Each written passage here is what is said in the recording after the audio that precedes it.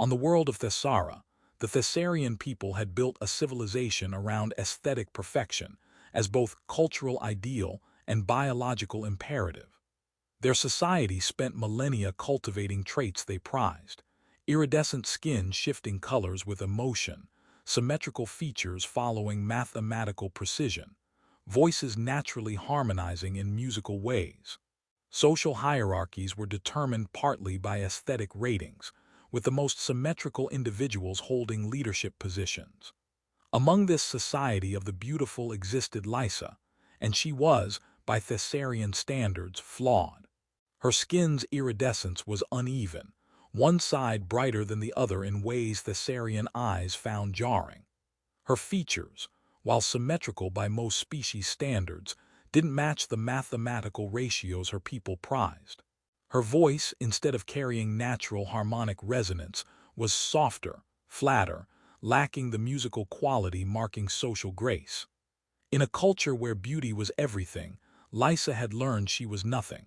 From childhood, she'd been aware of how others looked at her, the brief flinching, the subtle drawing away, the way conversations paused when she entered a room.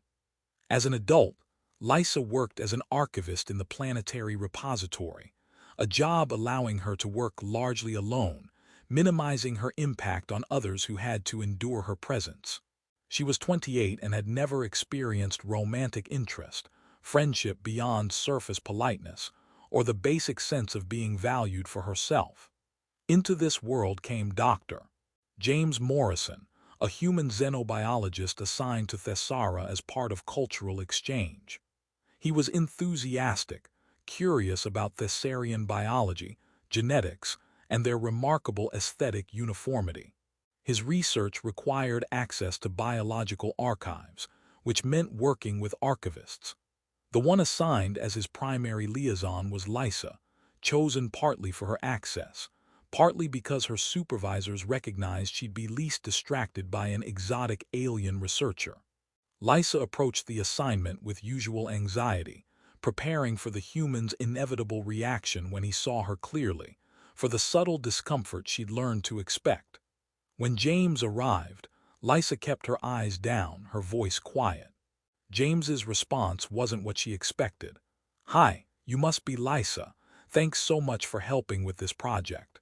His tone was warm, genuinely friendly, without underlying tension she'd learned to hear in others' voices. Over following days, a pattern established. James arrived with questions about genetic records, evolutionary history. Lysa, who knew these archives better than anyone, provided answers with growing confidence. But something else happened. James treated her like a person. He asked her opinions, sought her analysis, joked during long hours, brought her tea. He didn't seem to notice or care about things that made her unacceptable by Thessarian standards. After one encounter where a senior archivist spoke to James while essentially pretending Lysa wasn't there, James turned to her and asked, "Is he always that rude? You were standing right there, and he acted like you were furniture." Lysa was stunned. To her, the interaction was normal. "It's normal. I am not what Thessarians consider ideal. Most prefer not to engage directly." James's expression shifted to confusion, then anger. "Wait, what? Why would anyone avoid engaging with you? You're the most knowledgeable person I've met here. You're helpful, patient, and you actually explain things in ways that make sense. You are kind to say so, but my appearance is not harmonious. My voice lacks proper resonance. By Thessarian standards, I am considered flawed. It is simply fact." James stared. "That's the most depressing thing I've ever heard. Who decides these standards? And why would physical appearance have anything to do with your competence or value as a person?" Over following weeks, James made a point of treating Lysa not just professionally, but as a friend. He asked about her interests, learned she loved ancient poetry most modern Thessarians found too primitive. He shared human music, discovering she had sophisticated understanding of melodic structure. He told her about Earth, about human diversity, about how humanity learned that rigid definitions of beauty inevitably create suffering. Lysa found herself experiencing genuine friendship. someone who sought her company by choice, who listened to her opinions, who valued her thoughts. The turning point came during a late evening work session. Lysa was explaining a complex pattern in genetic data, animated in ways she rarely allowed, her usual anxiety fading in excitement. When she finished, flushed with pleasure of the insight, she looked over to find James watching her with an expression she'd never seen directed at herself, warm, wondering, absolutely sincere. "You're beautiful," he said quietly. Lysa froze completely, unable to process the words. "Beautiful, her. I what?" she managed, voice barely audible. James seemed to realize he'd said something that hit harder than intended. "I said you're beautiful, Lysa. The way your mind works, the passion you have for this research, the patience you show, and yes, the way you look when you're excited about an idea. You're beautiful. I've thought so since we started working together." "That's not, I am not. James, by Thessarian standards, I am categorically not beautiful. This is objective fact. My features are asymmetrical, my skin's iridescence is uneven, my voice lacks harmonic quality." "By Thessarian standards," James countered gently. "But beauty isn't objective, Lysa, it's perspective. Your features look perfectly fine to human eyes, actually more than fine. The uneven iridescence. It's fascinating, creates visual interest, perfect uniformity doesn't. And your voice is gentle, genuine, it sounds like you." Lysa felt tears forming despite best efforts. "You are being kind, but you don't need to pretend." "I'm not pretending. I'm telling you how I actually see you. Your entire society has convinced you that one narrow definition of beauty is the only valid one. Can I tell you what I see when I look at you?" Lysa could only nod. "I see someone brilliant who's been told her intellect doesn't matter because of how she looks. I see someone kind who's learned to make herself invisible. I see expressive eyes that show every emotion, which I find more engaging than the carefully controlled expressions most Thessarians maintain. I see someone with interesting, asymmetrical features that make her face more memorable than mathematically perfect ones. I see skin that catches light in ways that create actual visual interest. I see a person, Lysa, not a collection of measurements. A whole, complete, fascinating person who I've been privileged to know." Lysa was crying openly. No one had ever spoken to her like this. "I don't know if I can believe that. 28 years of everyone telling me I am flawed. How can you be right and everyone else wrong?" "I'm not saying everyone else is wrong about your society's standards. I'm saying your society's standards are too narrow. Beauty is broader than that. From my perspective, as a human who's spent weeks getting to know you, I can say with complete honesty, you are beautiful. You are fascinating.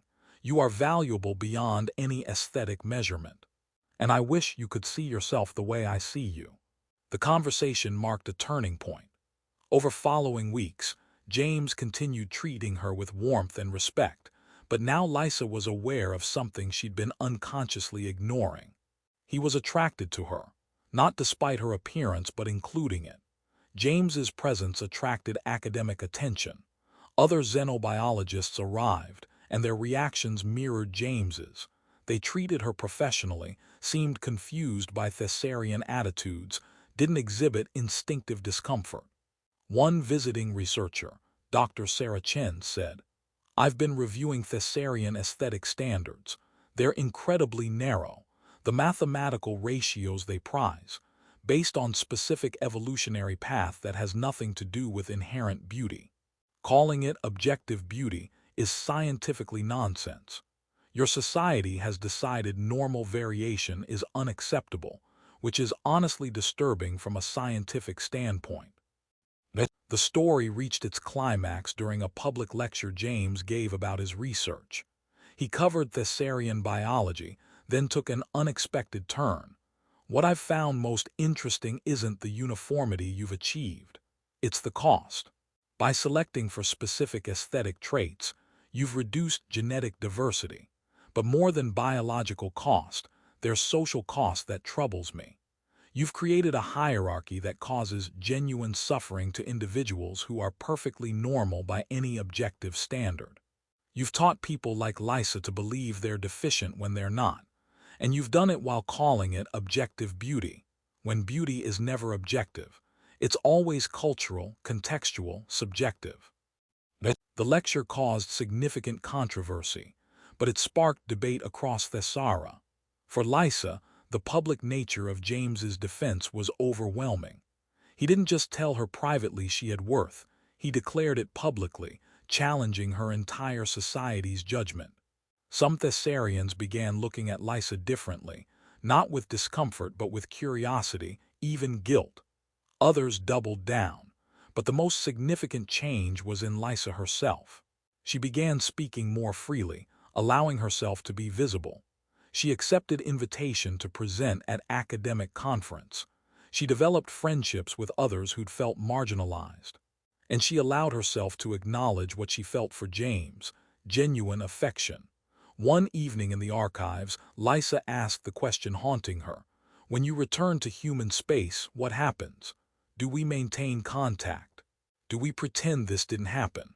Do we acknowledge that you've changed my life but that I'm not, that we're not?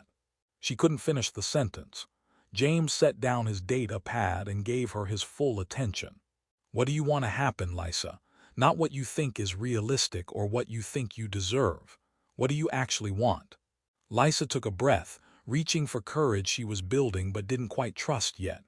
I want to believe that you meant what you've said, that you see me as beautiful, that you see me as someone worth knowing, worth caring about. And I want to see where this goes, if you're willing, if I'm not just a project or a curiosity. You're not a project, James interrupted gently but firmly. You were never a project. What I feel for you has nothing to do with research or professional obligations. I meant every word. You are beautiful, to me, in ways that matter to me. You are someone I think about when I'm not with you, someone I want to spend time with beyond work requirements, someone I've been trying not to fall for because I was afraid of complicating your life further. But I think I failed at that. He reached across the space between them, offering his hand. I don't know exactly what cross-species relationship looks like in practical terms. There are complications to work through. But if you're willing to try figuring it out, so am I. Lysa took his hand, the first time she'd allowed herself physical contact with someone who isn't family in years, the first time she'd believed someone might want that contact with her. I'm terrified, she admitted. I'm terrified of believing this and having it taken away. I'm terrified of leaving Thessara because it's all I know, but also terrified of staying and falling back into old patterns. I'm terrified of not being enough, even by human standards, once you get to know me better. Fear is reasonable. This is scary. But being terrified isn't the same as being wrong. And from my perspective, you are already enough. You were always enough. Your society failed to see it, but that's their failure, not yours. 1 year later, James and Lysa had navigated the complications. Diplomatic work required to establish cross-species relationship precedents. Time Lysa needed to genuinely begin believing in her own worth. Practical challenges of building a life spanning 2 worlds. Lysa had become an unexpected voice in Thessarian cultural reform movements. The flawed archivist who challenged aesthetic tyranny, who partnered with a human and forced her people to confront the cruelty of their beauty standards. Not all Thessarians had changed views, but enough shifted that individuals like Lysa no longer faced the casual cruelty defining her early life. James had integrated Lysa into his life in human space while respecting her need to maintain Thessarian connections.